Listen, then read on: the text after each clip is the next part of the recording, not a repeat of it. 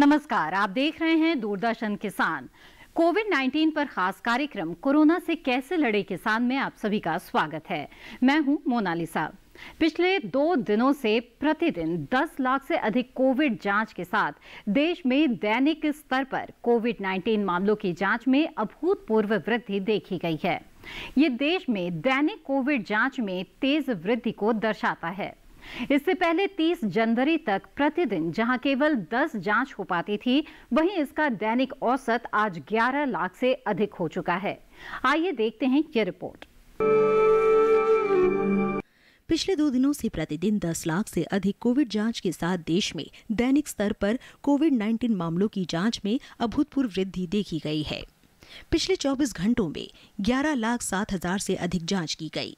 इस उपलब्धि के साथ अब तक की गई कुल जांच की संख्या 4 करोड़ 5 लाख से अधिक हो चुकी है। ये देश में दैनिक कोविड जांच में तेज वृद्धि को दर्शाता है। इससे पहले 30 जनवरी तक प्रतिदिन जहां केवल 10 जांच हो पाती थी, वहीं इसका दैनिक औसत 11 लाख से अधिक हो चुका है। भारत में दैनिक स्तर पर कोविड जांच की संख्या दुनिया में सबसे अधिक है। व्यापक स्तर पर काफी लंबे समय तक निरंतर की जाने वाली ऐसी जांच रोग के प्रारंभिक निदान को सक्षम बनाती है और इसके आधार पर रोगियों को अलग रखने व उन्हें अस्पताल में भर्ती करने की निर्बाध सुविधा प्रदान करती है। इससे अंततः मृत्यु दर में कमी आती है। जांच की संख्या में तेजी से कोविड पॉजिटिव मामलों में भी कमी आती है। पूरे देश में इस समय 1623 प्रयोगशालाएं हैं। सरकारी क्षेत्र में 1022 और निजी क्षेत्र में 601 प्रयोगशालाएं हैं। RT-PCR के साथ जांच क्षमता को धीरे धीरे बढ़ाया गया है। पहले चरण में बड़े शहरों व शहरी क्षेत्रों को कवर करते हुए RT-PCR जांच प्रक्रिया को स्वर्ण मानक के रूप में इस्तेमाल किया गया है। दूसरे चरण में जिला स्तर पर मांग के अनुरूप निर्धारित अवधि में जांच के लिए आणविक नैदानिक जांच प्रक्रिया का इस्तेमाल हो रहा है। तीसरे चरण में कंटेनमेंट जोन और ऐसे अस्पतालों में जहां आणविक नैदानिक जांच की सुविधा उपलब्ध नहीं है, एंटीजन जांच प्रक्रिया अपनाने की सिफारिश की जाती है। जल जीवन मिशन को राज्यों के साथ साझेदारी में लागू किया जा रहा है। इसके तहत 2024 तक गांव के हर घर में क्रियाशील घरेलू नल कनेक्शन उपलब्ध कराया जा रहा है। इस मिशन का उद्देश्य नियमित और दीर्घकालिक आधार पर पर्याप्त मात्रा और निर्धारित गुणवत्ता युक्त पीने योग्य पानी की हर ग्रामीण परिवार को आपूर्ति सुनिश्चित कराना है। आइए देखते हैं ये रिपोर्ट। जल जीवन मिशन को राज्यों के साथ साझेदारी में लागू किया जा रहा है। इसके तहत 2024 तक गांवों के हर घर में क्रियाशील घरेलू नल कनेक्शन उपलब्ध कराया जा रहा है। इस मिशन का उद्देश्य नियमित और दीर्घकालिक आधार पर पर्याप्त मात्रा अर्थात 55 लीटर जल प्रति व्यक्ति प्रतिदिन की दर और निर्धारित गुणवत्ता युक्त पीने योग्य पानी की हर ग्रामीण परिवार को आपूर्ति सुनिश्चित कराना है। प्रधानमंत्री श्री नरेंद्र मोदी ने 15 अगस्त 2020 को स्वतंत्रता दिवस के अवसर पर लाल किले की प्राचीर से राष्ट्र को दिए गए अपने संबोधन में जल जीवन मिशन के 1 वर्ष पूरे होने के बारे में ये घोषणा की थी कि पूरे देश में 1 साल की इस अवधि में 2 करोड़ परिवारों को नल का कनेक्शन उपलब्ध कराया गया है। 1 लाख से अधिक परिवारों को प्रतिदिन पेयजल का कनेक्शन दिया जा रहा है। अब पहले के मुकाबले राष्ट्रीय जल जीवन मिशन ग्रामीण क्षेत्रों में जल आपूर्ति क्षेत्र में सामने आने वाले मुद्दों के समाधान के लिए उन्नत अनुसंधान और नवाचार को सहायता और बढ़ावा देगा। अभी समय है ब्रेक का। ब्रेक के बाद देखेंगे कोरोना से कैसे लड़े किसान में खेती और कोरोना से जुड़ी कुछ और जानकारी। आप बने रहें दूरदर्शन किसान पर। जानकारी जो किसानों के लिए हो लाभकारी, समस्याओं पर पड़ेगा समाधान भारी, कृषि की हर बात का ख्याल, कब कैसे की जाए बेहतर देखभाल। जानिए विशेषज्ञों के साथ, देखिए खेत खलिहान, सोमवार से शुक्रवार सुबह 7 बजे डीडी किसान पर।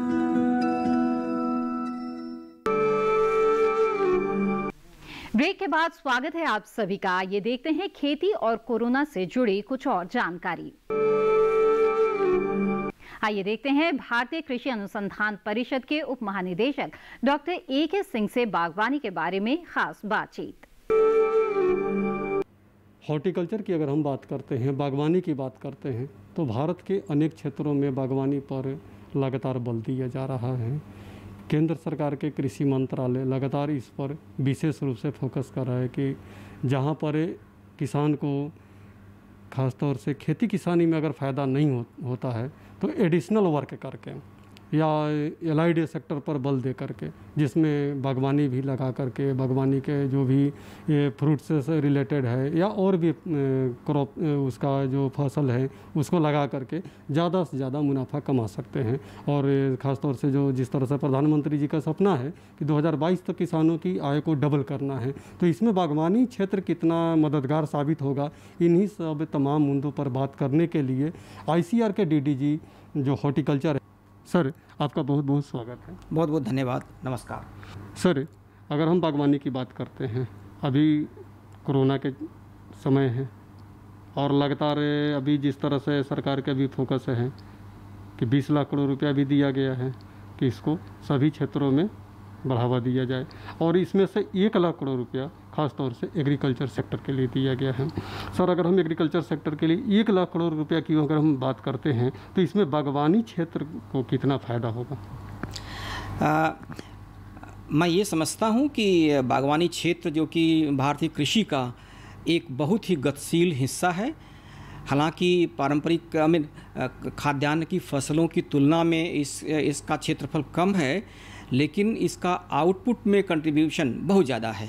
करीब बागवानी की फसलों से करीब 26 मिलियन हेक्टेयर एरिया पे खेती हम लोग करते हैं, चाहे फल हों, सब्जी हों, मसालेदार फसलें हों, चाहे वो पहाड़ी इलाकों में जो कि कम तापक्रम पे फसलों की खेती होती है, या दूसरे ऑर्नामेंटल पौधे हैं, उन सबको मिला करके बागवानी फसल जो है 4-5 तरीके की खंडों में बांटा गया, सबको अगर मिला लेते हैं तो इनका कंट्रीब्यूशन भारतीय कृषि का जो GDP होता है उसका 33% से भी ज़्यादा इस समय हो गया है।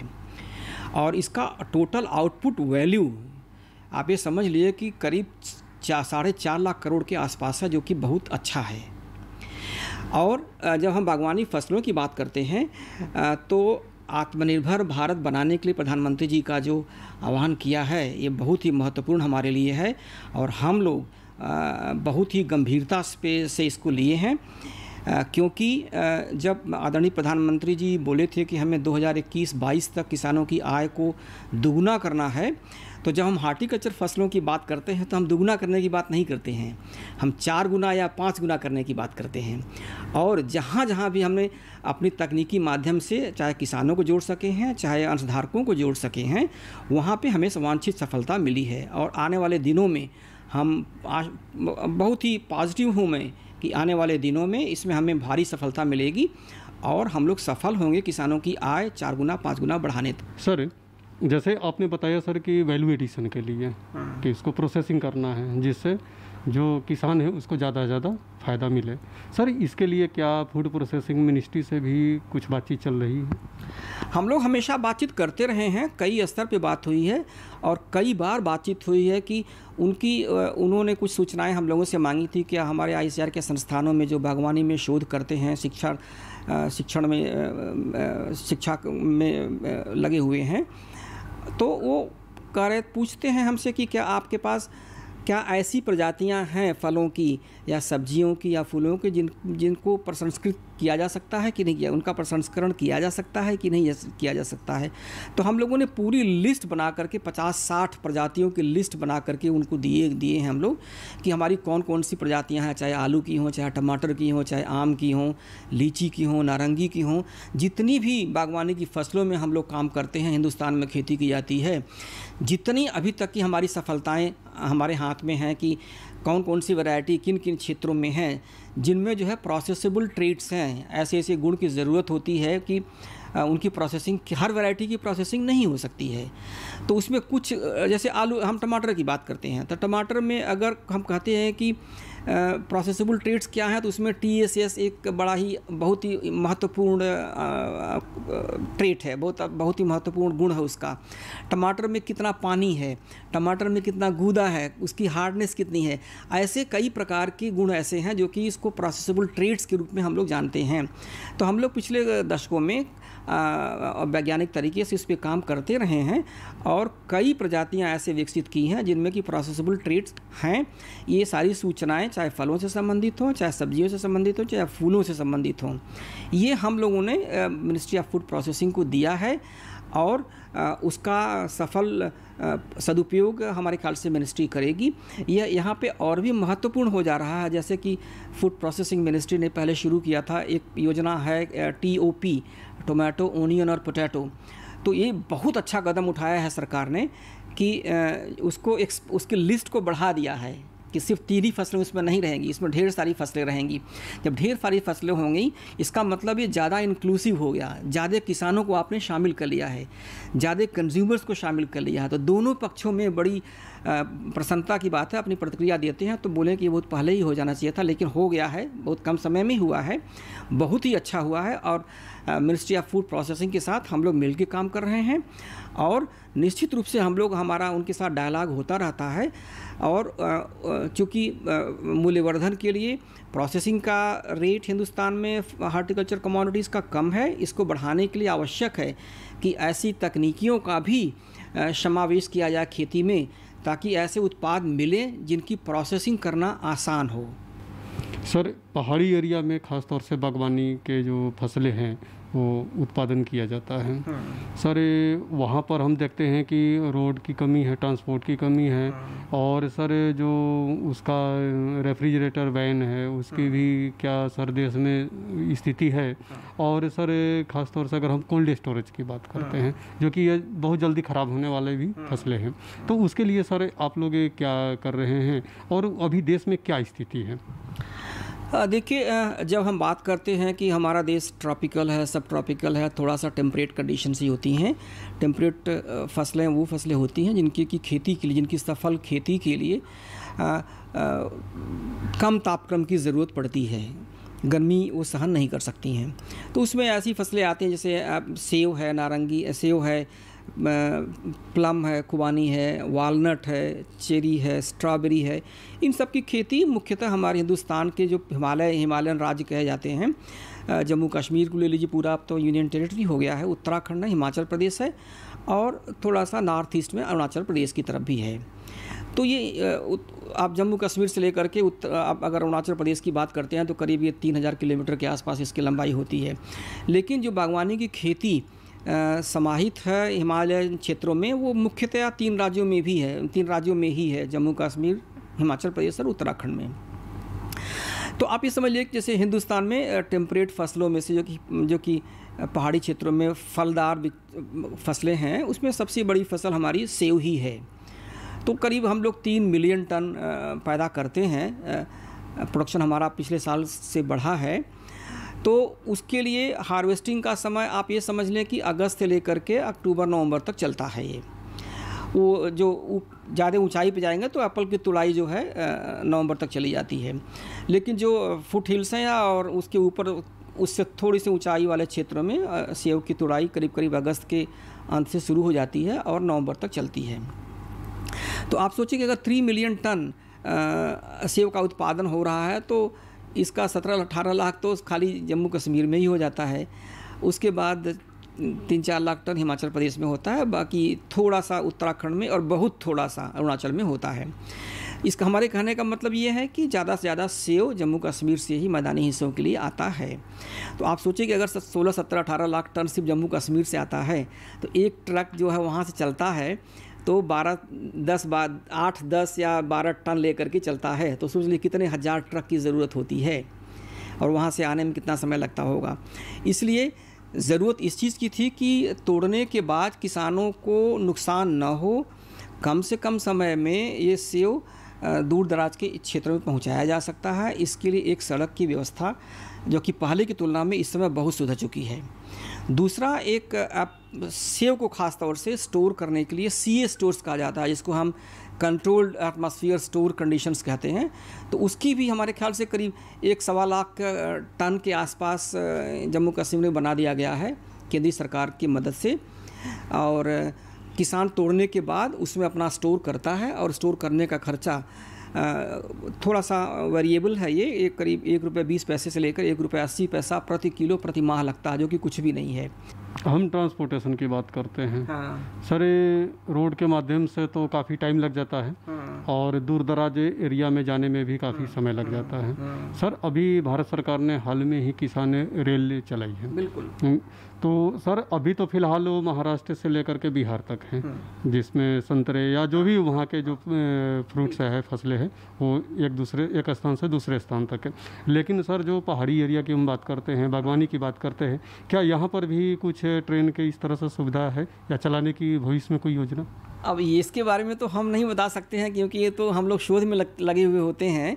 इसके लिए तो हमारे ख्याल से कुछ न कुछ, जैसे अगर परीक्षण के तौर पे महाराष्ट्र से अगर बिहार के लिए चलाई गई है, तो हमारे ख्याल से उसमें डेटा का कलेक्शन भी हो रहा होगा, और बहुत ही अच्छे परिणाम आएंगे। आप जान लीजिए कि जो महाराष्ट्र में बागवानी फसलों की खेती, चाहे आम हो, चाहे अमरूद हो, चाहे केला हो, नारंगी हो, अंगूर हो, चीकू हो, अरे वो सब व्यावसायिक फसलों की खेती करते हैं।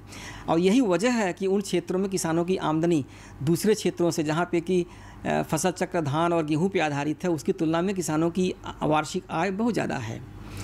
तो वहाँ के किसान अगर अपने हाई वैल्यू क्रॉप्स को, चाहे फल ही, चाहे अंगूर को ही, अगर महाराष्ट्र से, केले को ही महाराष्ट्र से अगर बिहार ले जाना है, जो कि हो रहा है, ट्रांसपोर्ट से हो रहा है, हमारे ट्रक से हो रहा है, तो अगर रेल से होता है तो बहुत ही कम समय में और कम मुश्किल के, बड़ी आसानी से वहाँ पहुँचाया जा सकता है।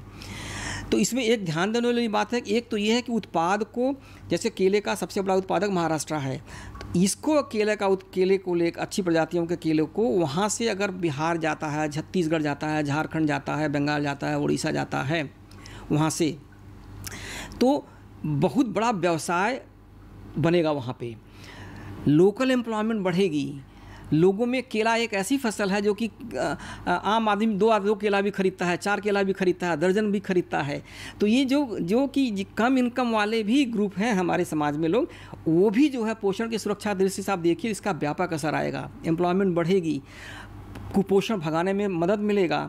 और आप दूसरी तरीके से सोचिए तो जो केला आज भी जा रहा है, जो केला आज ट्रक से जा रहा है, तो ट्रक डीजल से चलता है, और डीजल हम आयात करते हैं।